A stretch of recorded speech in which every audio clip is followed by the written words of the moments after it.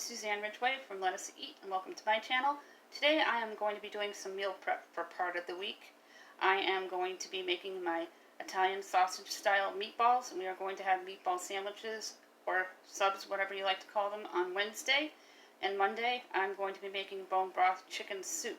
So for dinner today we are going to be having a whole roasted chicken, and all the leftovers are going to be going into a pot of soup, as well as the carcass to make the bone broth. I'm going to show you all the ingredients and items that I'll be needing to do my meal prep today. With that said, please give my video a big thumbs up. Please subscribe, and let's go right to the ingredients. These are the ingredients and items that I'm going to be using to make my Italian style sausage meatballs. I have my roaster ready and my whole chicken in the sink that I haven't opened yet. And in the other sink I have my colander that I use for a garbage bowl because all the water drains through and it doesn't get full. I'm going to start by opening up my Italian sausage and putting it into the bowl. I have my bowl right in front of me. My hands are clean. I take the Italian sausage, put it right into my bowl, and then you're going to break it up.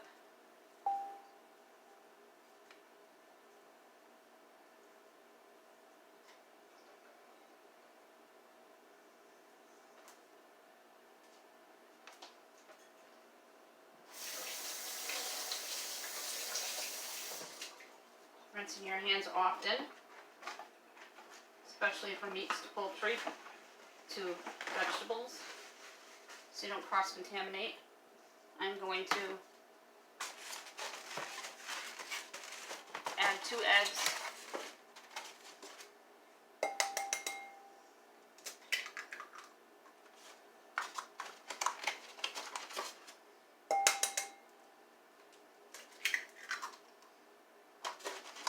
discard them into my garbage bowl.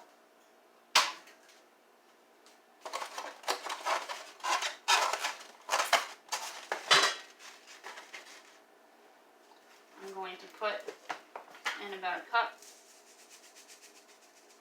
of panko. You can use a measuring cup. I've been cooking all my life, so I can eyeball it.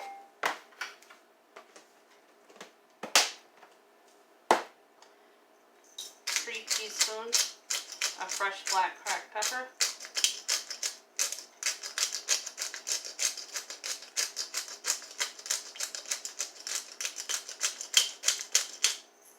3 teaspoons of garlic. You can also use fresh if you have it on hand.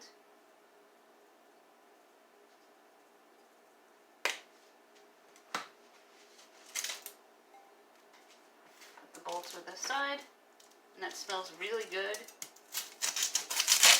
Get the onion prepped.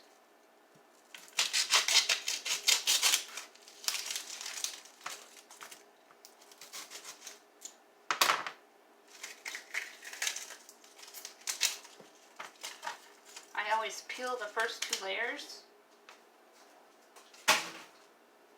Let me know in comments how many layers you peel.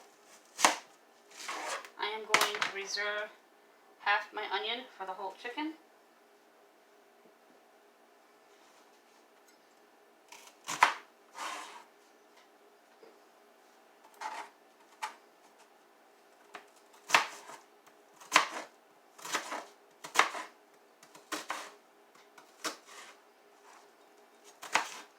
We're going to pick up some nice buns and put the meatballs onto them. I'm going to put cheese on mine.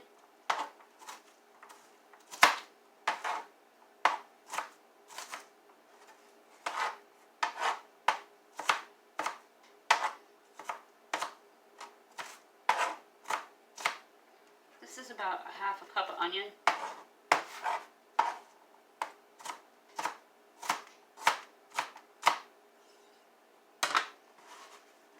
Right into the bowl.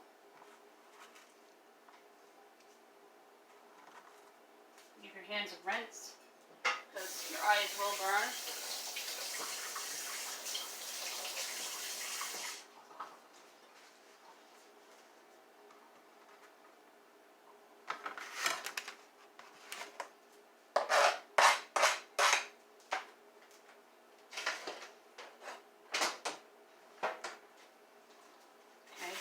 Setting aside my cutting board for now, you're going to take your hand or hands and mix all the ingredients well.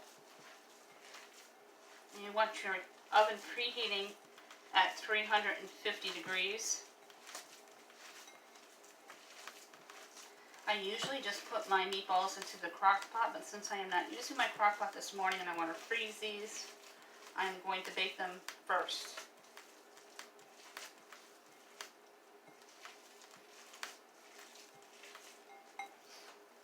Your meatballs mixture should look like that. Now you're going to pinch out, or you can use a spoon, and about that size. And you're going to put them down onto a cookie sheet. I use parchment paper because my cookie sheet's old. And I sprayed it lightly with butter spray. And about an inch apart, you're going to fill as much as you can with the meatballs.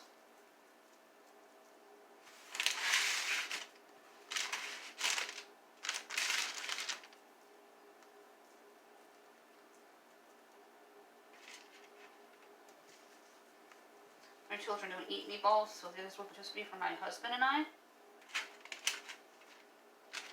But I will be making pasta for them. They like plain pasta with peas on Italian night. Depending on what the Italian dish is, my kids will eat lasagna, especially my oldest.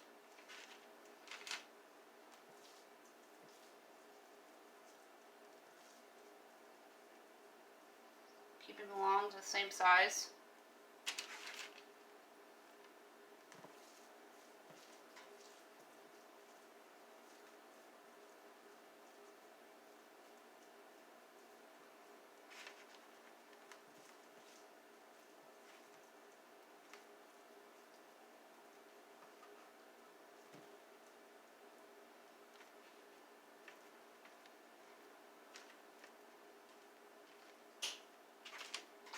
Going to be for Wednesday's dinner.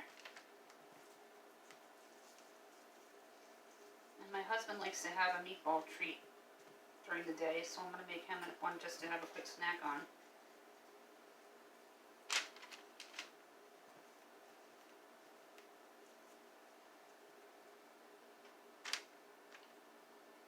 Three, 4, 5, 6, 7, 8, 9, 10. A half a pound makes 10, just shy of a dozen.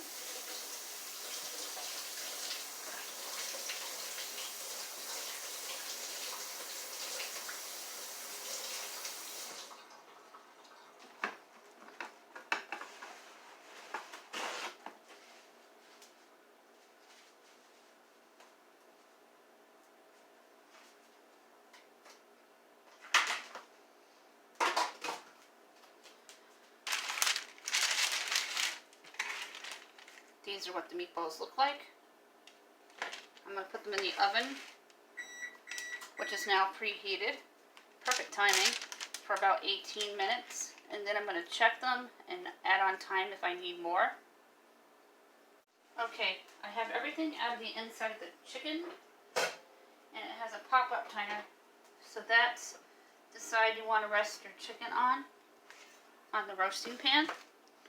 Just lay it on there like that.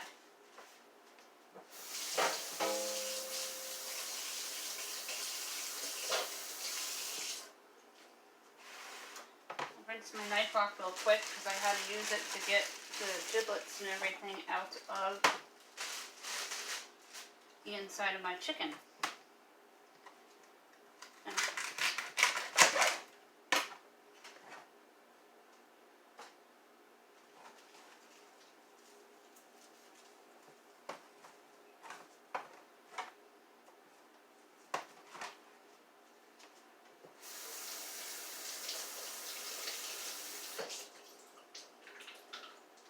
always good to rinse celery. I'm going to take some paper towels and I'm going to wrap what I'm not using up in the paper towels because your celery will last up to 2 weeks. And put it back in the bag that it came in.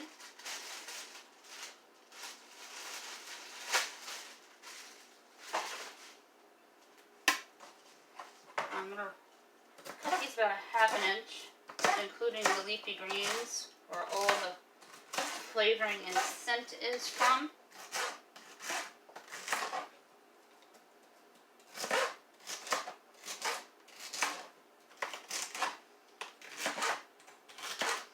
Now the bottom of the pan, when you make soup the next day, is very important. All your drippings will go into the pot that you'll be using for the soup. I use my crock pot for crock pot chicken soup. I'm going to take the celery and kind of evenly distribute it along the bottom of the pan.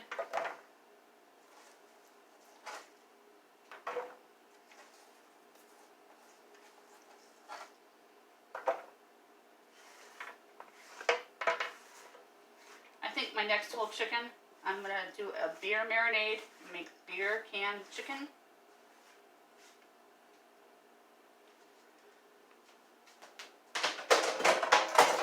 Now my onion from the Italian meatballs is already done, so you can put the onion one on either side of the roasting pan. My grandmother always did this.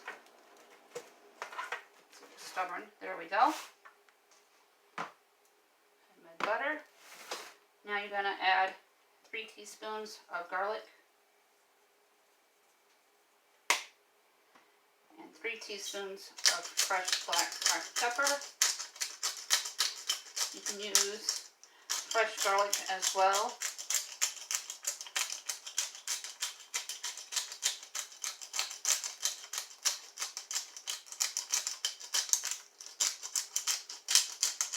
Evenly season the chicken.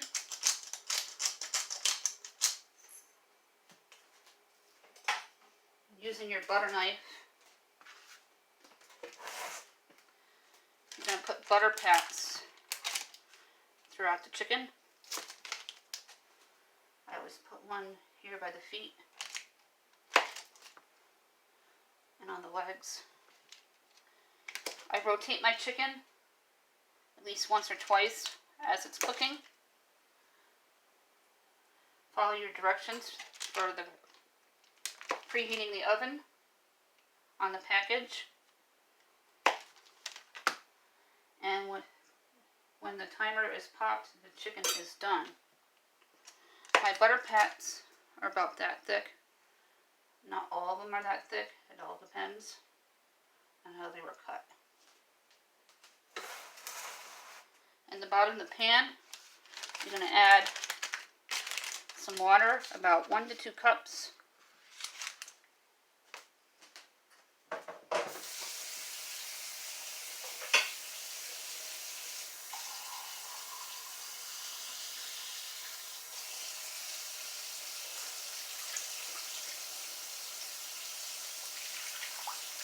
If you have bell peppers, you may put them at the bottom, or carrots. My family are not big carrot eaters, so we omit carrots in the bottoms of my roasting pans. I do sneak them into my ham and pea soup, which I have a video on, and I can link to this video.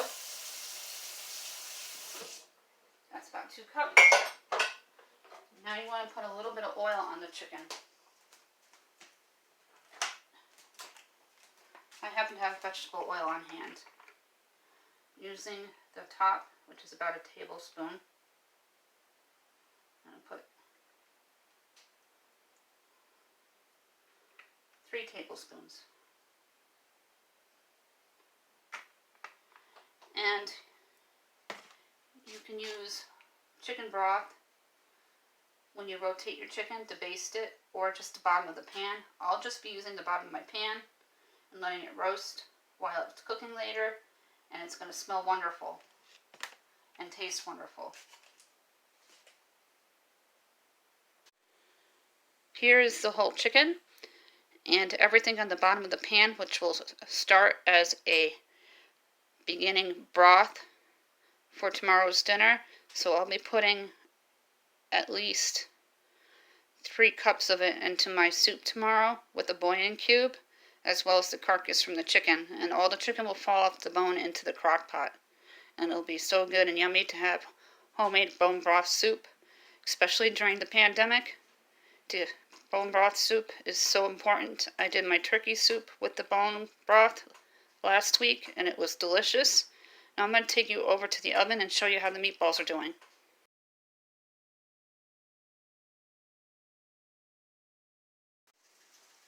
Here are the meatballs in the oven. I just cleaned my oven recently. I will link the video below as well. It has about 4 minutes and 30 something seconds left. And I will check them to see if I need to add on more time. So again, you preheat your oven for the meatballs at 350 degrees for about 18 minutes. And I'm not 100% sure about the chicken, but I think we started at 375 and then lower the temperature. But I will put in my description box the actual directions on how to preheat and cook the chicken.